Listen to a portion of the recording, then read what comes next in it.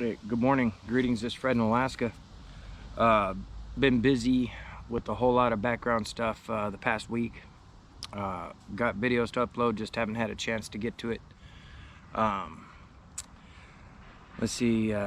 Special thanks to Dave the Tech Guy. Check out the website, subarcticalaskasasquatch.com. He's doing great work over there. The store is up and a couple other things are being added. What I wanted to share with you today came in from Jack and his buddy. We'll name him Eric. Okay, Jack and Eric. Well, Jack emailed me to tell me about 3 years ago they were up at the Maclaren River off the Denali Highway where they had a friend launch them. They launched in kayaks, and him and his buddy were gonna go caribou hunting. They were gonna take the Maclaren River on down to where it reaches up with Tyrone Creek or something like that. And actually, let me check my map. Let me be accurate with that. I had it pulled up just a moment ago. My phone will function for me.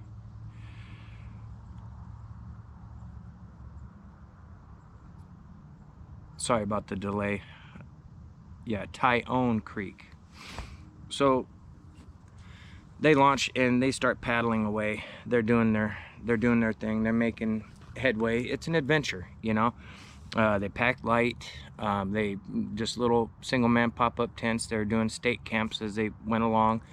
And caribou in this area, for those of you who have been out there, you know what I'm talking about, like the Alphabets and the Golcana River and all that, south of the Denali Highway. You'll find little pockets of caribou, you know, 7 or 8 together, maybe 3 or 4. You know, they're kind of spread out and kind of over here and over there. And with the hunters coming, they kind of even break down into smaller groups at times. So these guys figured they would hedge their bets, kayak in, super quiet and stealth, just kind of peeping things out. And so they had quite a ways to go down the Maclaren River. And as they're coming up to where they're going to meet the branch of Tyrone Creek or whatever, they stopped there for the night. They set up their state camp on the west side of the Maclaren where the two creeks kind of meet. Now, he said it was uneventful and it was a lot of birds chirping and things going on up until about the last mile before they stopped to set up their spike camp.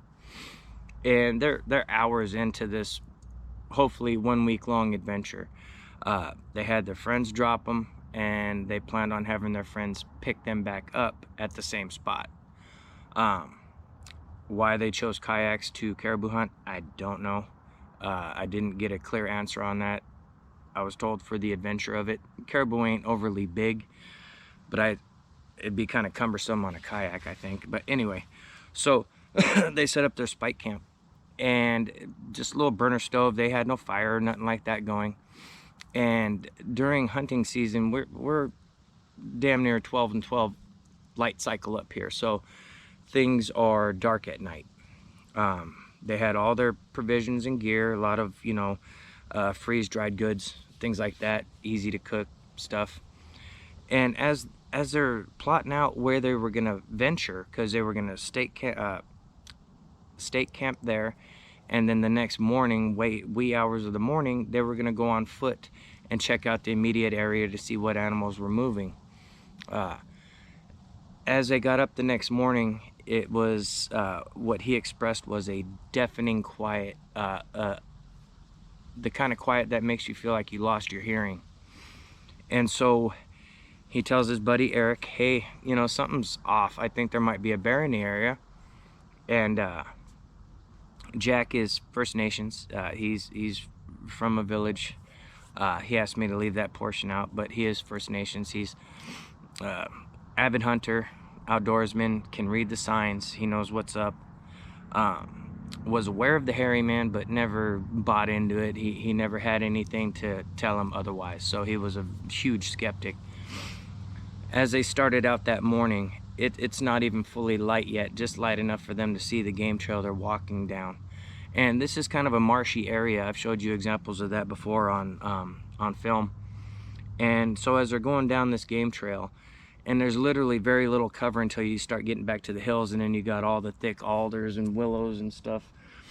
And so they were making their way, and they were being real quiet and whispering. Now and then they would stop and kind of glass down, because there's a little bit of a fog lifting. And Eric was doing the spotting, and Jack was doing something. He was fixing some boot or something along those lines. He was distracted, and Eric says, "Hey, we got movement, 11 o'clock." So immediately Jack grabs his rifle, and he's looking through a scope to see what kind of movement do we got. Do we got a moose, caribou, bear? Is it the bear we're suspecting? And all they saw was a dark shadow just off in the distance moving to their left. And they figured, well, it's coming towards the game trail we're on. Let's continue on. Let's keep our wits about us and keep looking around and see what this is. Maybe it's a nice bull moose, and we fill a moose tag. Well, Eric had the moose tag and his caribou tags, and Jack had his caribou tags. So they got kind of anxious for a moose, and then they started talking. Well, if we get a moose, it's going to take a couple trips to get it all back up the Maclaren River to the landing there at the bridge. So they were discussing it, and they decided, well, if we get it, we get it. We'll deal with that when we cross that bridge, and fair enough. They wanted meat, and that's what they were there for. They weren't trophy hunting. They were there to eat. So they continued on down this game trail. Now, I only, forgive the giggle, but I've been in situations where you're going through a misty fog that's lifting up off the tundra and the hills. Anyone who's been out there knows exactly what I'm talking about. The visibility nearby is okay, but it reaches a certain point that no matter your vision, everything is just, it's in the fog. There's nothing you can do about it. It's like it reaches a certain point of distance, and it's like a wall.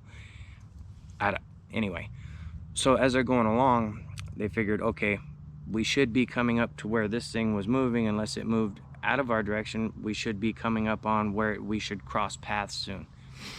Now, the whole time they had been hiking, it had been a course of about 2.5 hours, but they're moving real slow. So they didn't make a great huge distance from their camp, but they had made some progress going up towards some of these little mounds that come up out of the tundra.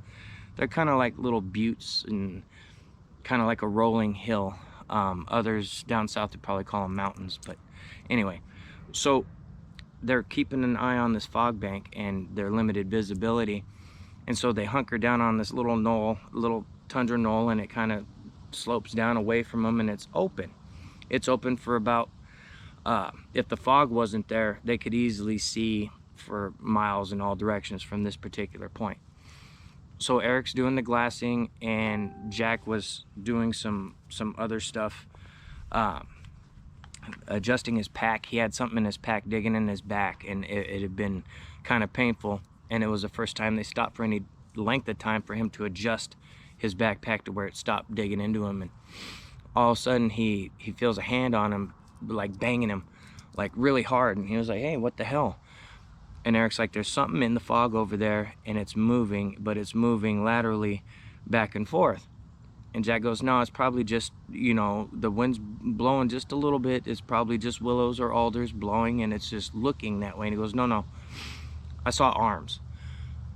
So immediately that got Jack's attention. He hurries up with his backpack and stuff and gets it all shut up and set off to the side and grabs his rifle and starts glassing the same area.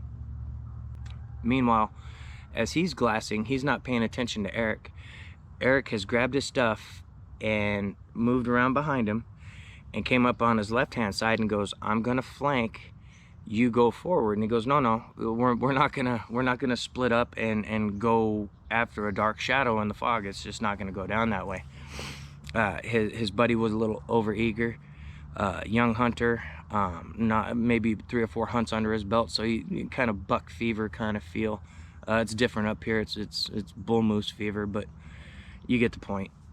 So he was a little overzealous, and Jack got him calmed down and says, "Look, we'll methodically move forward, keep an eye on where it's moving, keep an eye on our wind," all the standard hunting stuff. He's trying to bring him through the ropes. So as they're moving forward progressively, they're kind of going back and forth in the tundra.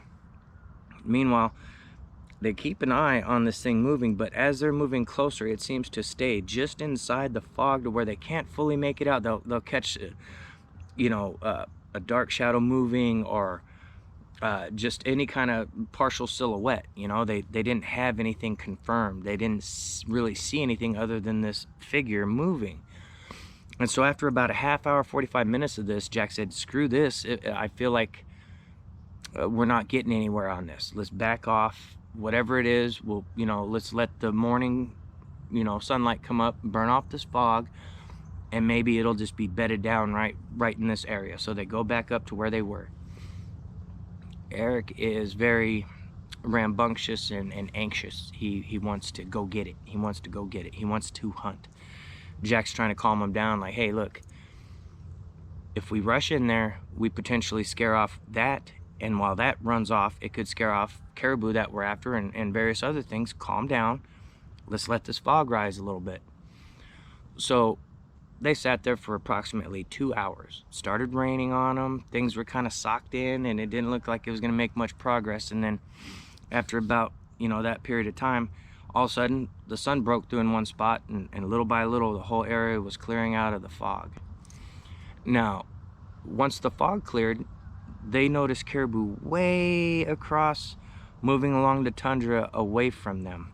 It had well over 1,000 yards, because Eric was using the spotting scope, and they weren't catching up to those caribou, but they were excited. There's game in the area, at least, you know, within visual sight, something positive to look forward to instead of this dark shadow in the fog. So they get geared up to start hiking down the direction the caribou were going, in hopes that there was other ones bedded down that hadn't gotten up to, you know, move around, do their thing, go eat lichen, whatever in the hell. So they get their gear on, and Jack said that's when they first caught whiff of a god-awful smell. He said it was like boiling cabbage with foot funk, body odor, dog piss, and dead meat type of smell. His explanation of the smell. So, excuse me. Inhale the bug. So they continue kind of going slowly, keeping their eyes out for any movement of caribou. Well, as they're moving along, they get up to the area where they last seen this dark figure moving in the fog. And Jack is all of a sudden bumped again against his arm as they're walking along, and Eric is going down to the ground trying to pull him down with him, and so he kind of kneels down and is trying to, you know, assess what the hell do you want. Eric is explaining there's movement right over there in those alders. So there was a group of alders about 50 yards away, and alders in those areas, they look like small bushes from a distance, but you get up on it and it's fucking 12 foot tall. You know what I mean? So Jack was aware that, well, whatever's over there, because Eric said it was peeking its head out the top. You know, Jack's like, well, that, you know, it had to be one big freaking moose or caribou to peek its head above, you know, 10, 12 foot alders to look at us. And he goes, what are you talking about? And Eric was like, it was a Bigfoot. And Jack immediately shut him down. He was like, there is no way in hell there's a Bigfoot out here. You're crazy. And Eric's like, no, I know what I saw. I saw it through the spotting scope. I saw it clear as day. As soon as I scanned over that way, the kid's walking with the spotting scope and stopping periodically and glassing, which it's doable, not very practical, but anyway. So he viewed this thing through the spotting scope that he was carrying with him. And when he grabbed Jack's arm to tell him how serious it was, Jack could see the fear in his eye. And so he took him a little more serious. He still dismissed it being a Sasquatch or hairy man, but he took him more serious that he actually saw something in it and it spooked him. So he out of respect for that fear, he said, well, let's check it out. We don't want to get stalked and eaten by a bear. You know, it could have been a big bear, you know, eyeballing us to, you know, potentially pounce on us. So they quasi split up, and they're going to flank the alders. And Jack made it clear to Eric, don't shoot me out of fear. And, you know, they got it worked out. And so Eric was off to his left, and he goes basically almost straight in the direction from where Eric had saw this thing. Jack went straight in, and Eric kind of did a flanking off to the left, just to get 2 sets of eyes at different vantage points. And so as Jack is getting up closer to these alders, they hear crashing way off to the right. So that they were like, oh, they look at each other in recognition. Whatever it was is now gone. So they kind of laugh and chuckle, and Jack is giving Eric a hard time about, oh, they're Bigfoot. Oh yeah, it ran off. It smelled you, and this guy stuff. But he was mocking Eric, So they get back on their trail, and they start back in that direction where they were looking at the caribou. Now, as they're coming down, because it's sloping down in this area from where they were up on the little knoll, it kind of slopes down into the valley, and then it slopes back up to these other rolling hills in the area. And as they're coming down to almost where it levels out, way off to their left, they hear this god-awful grunt noise. And it appeared to be coming from alders way further down, off to where this kind of valley splits off into 2 places, and they got this rise in front of them, right? So they're looking off at this grunting sound, towards where the sound is originating, and Jack said there was something off about the grunt. It wasn't a bear grunt. Someone had mentioned to me previously in an email, it sounded similar to a sea lion grunt, and that's the kind of grunting that, for one, they don't have those kind of critters out south of the Denali Highway, for one thing. Anyway, so it was this guttural grunt, and it got their attention. They were not necessarily freaked out, but more inquisitive at this point, until, as they're sitting there, they kind of squatted down on their knees, and Eric is trying to glass in that area. They heard a return grunt from the alders just back up behind them, upslope a little ways, off to their off to the side of the trail where they had just gone looking to try to get vantage point, flank this thing, with no avail. But they heard a grunt coming from that direction. So they heard the one off that had their attention, and then they heard a response grunt from over off to their left at this point, from the direction they were facing. And immediately Jack said all his self-preservation alarms, alerts, and everything within him went off. He said, we didn't see anything at that point.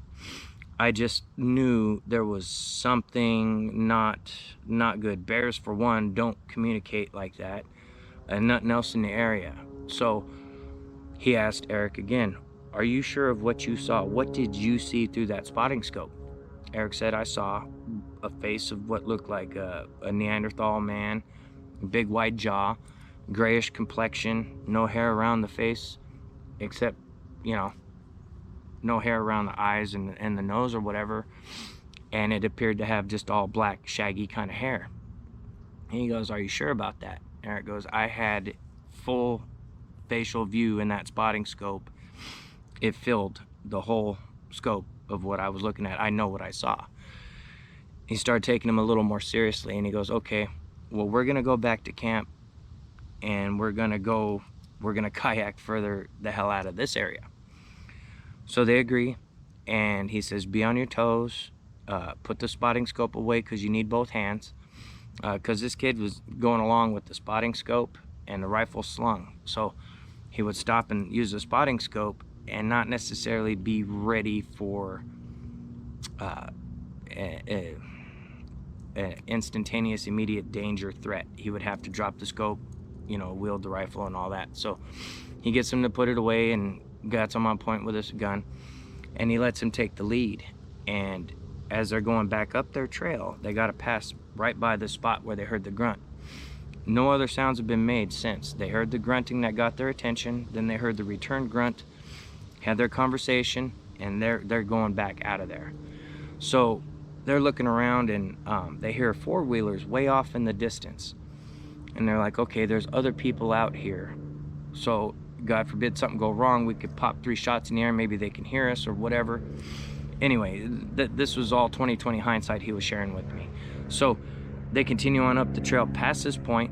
Not a sound comes from those bushes or anything. They get back up to the spot where they were spotting from the little knoll, the tundra knoll, earlier that morning. and they decided to stop and take a break there because they were a little winded trying to rush and hurry through tundra like shit. It's a bitch, man. So they get up there and they're taking a break, and Eric breaks out the spotting scope and starts glassing back down into those alders, and he bumps Jack again as Jack's trying to pour some coffee, and he was like, "What?" And he goes, "It's there, it's looking at us." So Jack grabs his rifle and he's looking and scanning in the area that Eric's telling him to look. Now Jack is looking at the immediate face of this alder brush patch, right? Eric was actually trying to get his attention for about 10 yards back because it kept poking its head up looking, and as it went down it would pop up in a different place, like it was moving, kind of sighting them and then moving again. So finally Jack got a beat on where it was moving, saw movement, couldn't make it out, and decided our break is over, we gotta go. Something, a sense within him told him, we gotta continue moving. This isn't normal. So they immediately grab their shit and they're going down the trail, and they're a little more motivated this time. Especially Eric, he was really spooked. Jack was nervous about him having a gun, just because of how he was swinging it around as they're going down the trail. They were in the open at this point, so it was kind of one of those just calm down kind of moments, you know. So as they get down from the rise back down towards the flat plateau that goes over towards the where they had their moored their kayaks in their little spike camp, as they get over there, they're packing up their camp, and Jack is having a small conversation with them about what exactly, are you sure you saw what you saw? Because time had passed and things had calmed down, and so some doubt was kicking up with Jack, like, what did you really see? Are you sure you saw a Bigfoot?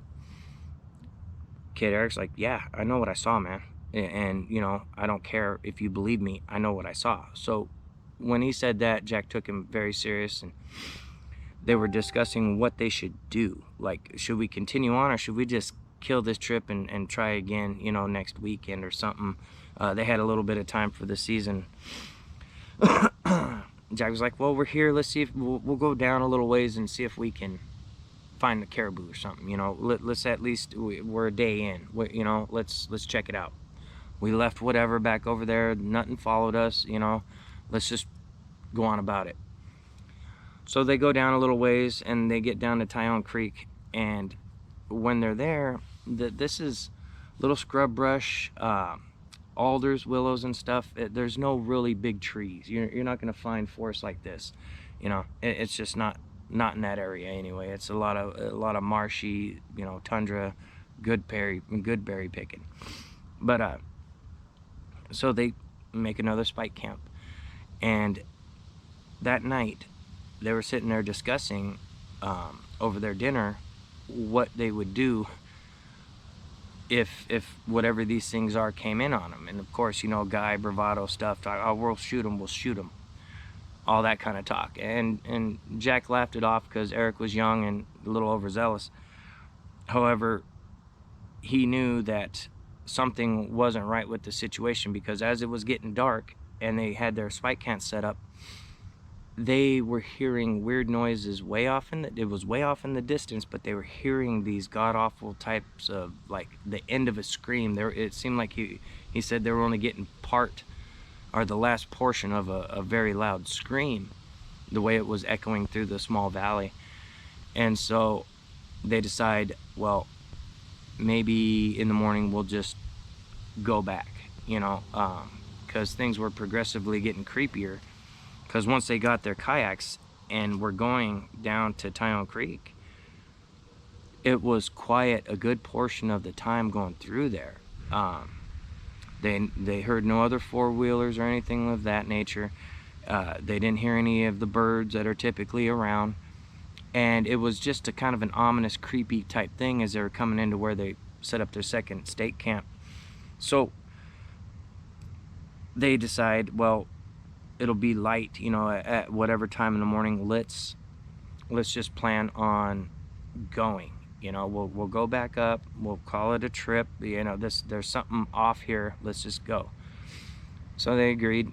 Well, the next morning, after a night of being woken up periodically by these god-awful screams that sounded like they were getting closer, but at a safe distance, but just closer from what they were before, um, Jack said he didn't sleep well, and he was tossing and turning, just listening to every sound there was out there.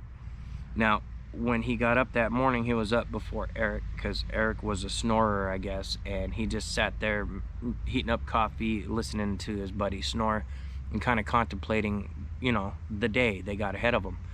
It wasn't light out yet, and as it started getting light out, he got Eric up and moving, and they had all their stuff just about packed. They had it all loaded up, however they had it situated in their kayaks, and they hear that god-awful scream again.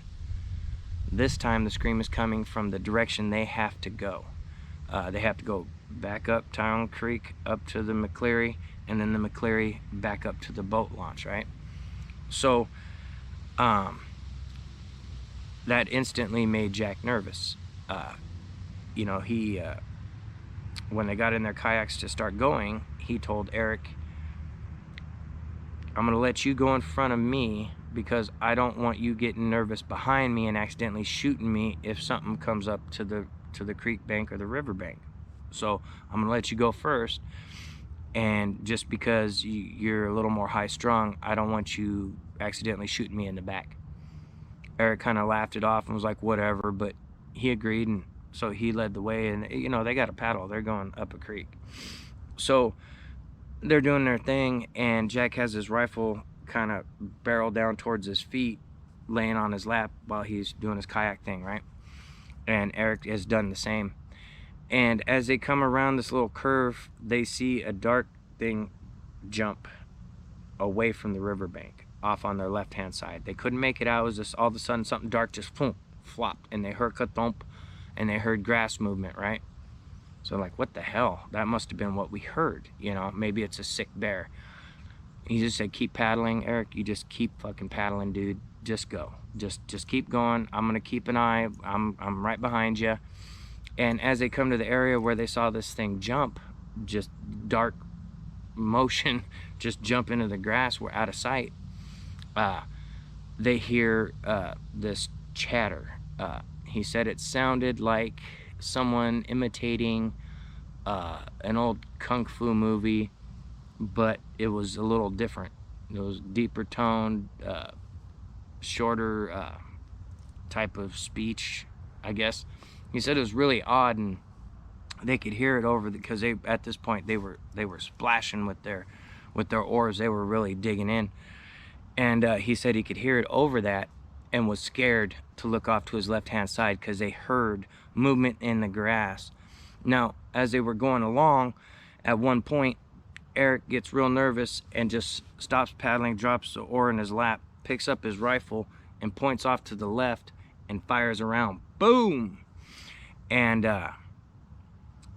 Jack said it startled the shit out of him because he did it so fast. It was like just dropped, boom, he had a fired a shot. So Jack immediately starts chastising, what the hell are you doing, man? What are you shooting at? There's nothing over there. He goes, no, there's something in the grass. It keeps looking out the grass. Don't you see it? And Jack's like, I didn't notice that. And Eric's explaining to him, as we're going along, I see something dark peeking out of the grass at me every so often, like it's staying up with us. And Jack had heard the movement in the grass, but it didn't seem like it was that close. So they're freaking each other out by going, holy shit, what are we gonna do? And Jack's like, well, let's just keep paddling because we just need to go. You shot a shot. There's no other sounds. Let's go. They keep paddling and paddling, and they get back up to where it meets up with the Maclaren River. Now, as they come around the bend, they see where their spike camp was, and they decided to take a break there because it's a nice open area. They had familiarized themselves with the area and all the little bumps and stumps and whatever. So they took their break there because they were wiped out just paddling hard. They had gone miles at this time. And so as they're taking a break, Eric laid out his backpack and was kind of laid back on it, saying, hey, I need to catch a quick nap. I didn't sleep too good. And Jack was thinking, well, I didn't sleep at all, basically, so whatever, you know, go ahead and get you some rest. So as he's taking himself a cat nap and Jack is drinking some coffee, he hears movement in the grass. But the movement he hears in the grass is behind him, up the trail where they had came from the day before.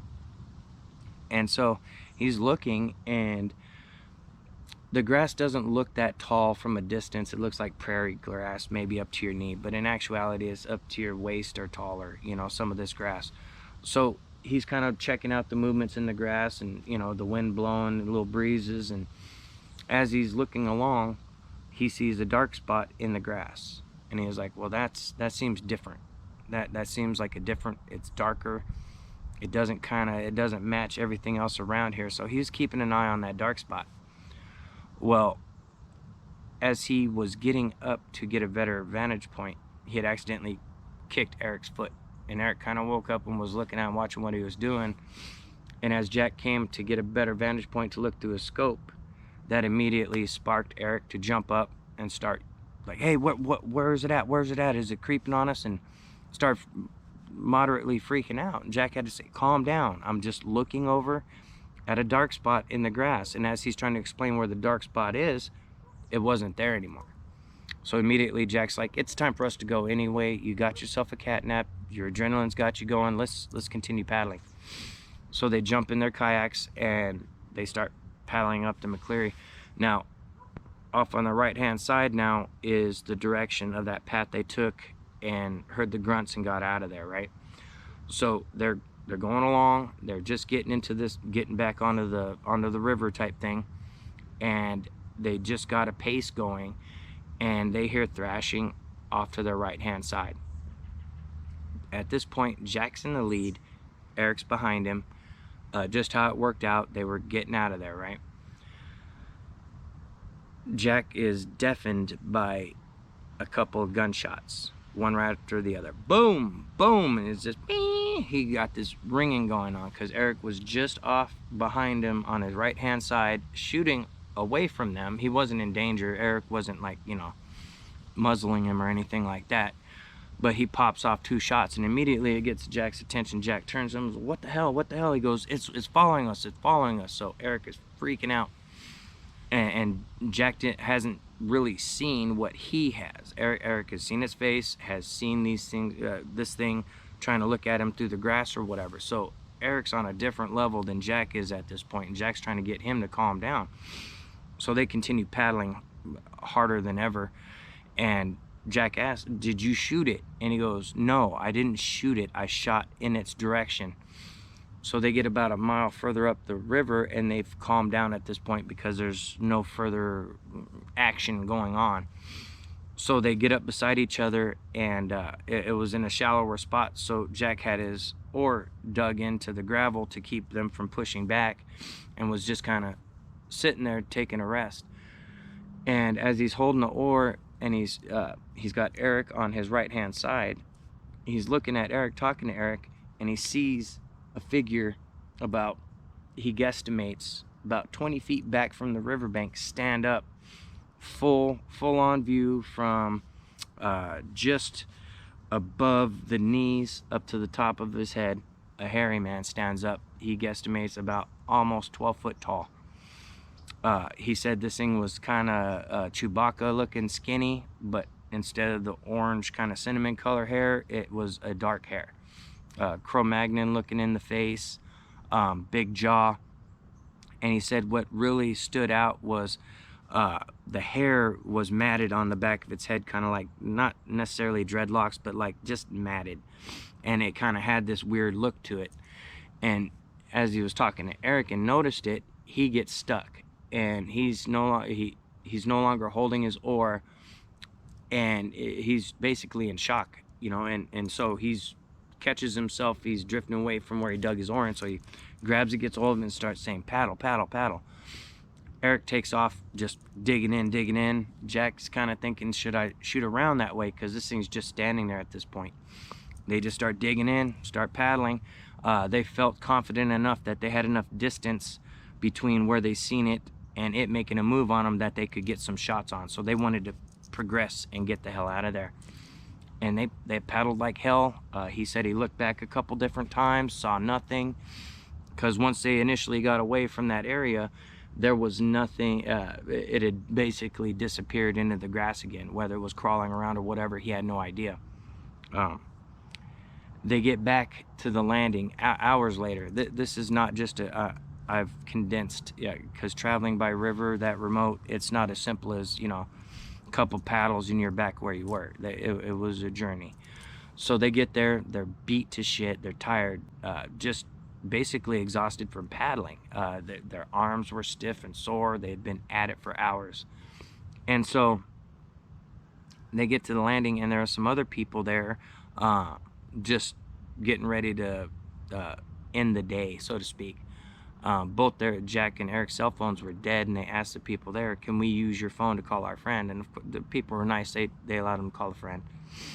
But their friend wasn't going to make it out to the next day. So they had to camp out right there at the landing there by the bridge, and basically reminisce over what had happened. And nothing happened further from that point. That would be some real creepy stuff. Essentially, it sounds like they were being stalked over the course of a couple days.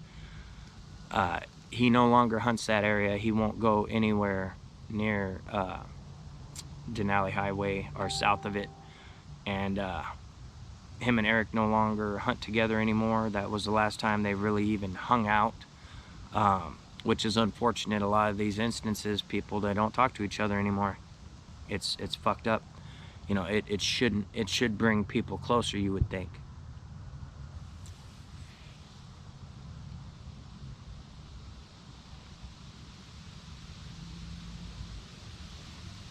Anyway, thanks for joining me. More to come. Y'all have a good one.